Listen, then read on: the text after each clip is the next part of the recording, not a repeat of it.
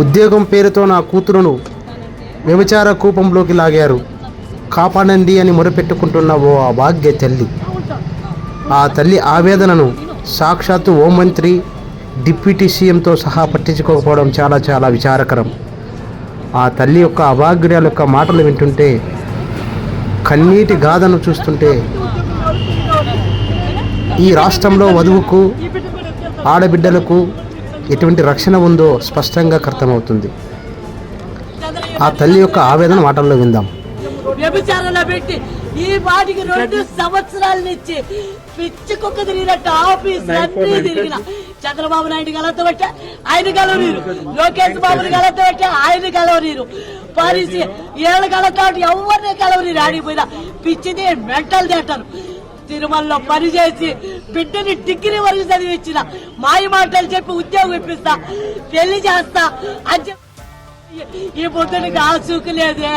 తిరిగి తిరిగి తిరిగి దుర్గమ్మ దర్శనం చేసి పొద్దున్న లేచి పవన్ కళ్యాణ్ కలుద్దామని ఇక్కడికి వచ్చిన. హోంమంత్రిని 3 సార్లు కలిసిన, చేస్తా వెళ్ళు అనేది. ఇప్పుడు వరకు నా బిడ్డను ఆసూకే లేదు. దయచేసి నా బిడ్డను వ్యభిచారంలో వచ్చి బయట పెట్టండి.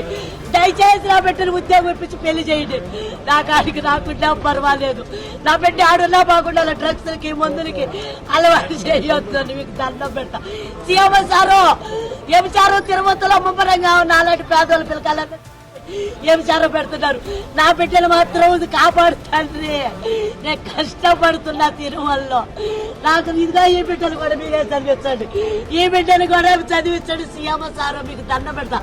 మీకు నారావారిపల్లికి వచ్చిన కలిసిన ఆడ పోలీసులను భయపెట్టారు. సీఎం సార్కి చెప్పొద్దు. ఇది రేడుగొట్టి అమ్మారు, వీళ్ళందరూ చంపేస్తున్నారు. నిజాలు మొత్తం చెప్పేసిన ఎమ్మెల్యే సారు ఎడుగులో ఉన్నావు. ఇప్పుడు నీ ఆఫీసులో చెప్తున్నా, నీ దొమ్మతాను చంపేదాను. మీ పియ్య కూడా మా ఇమి చేతుల్లో ఉన్నాడు.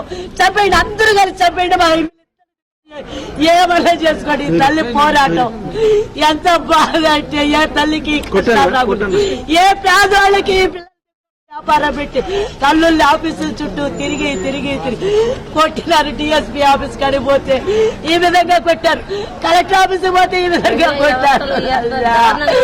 నా బిడ్డల కోసం పోరాటనే అన్నది కొట్టారు. నా బిడ్డ కోసం పోరాటం తప్ప 20 ఇండ్లు ఖాళీ చేయించారు.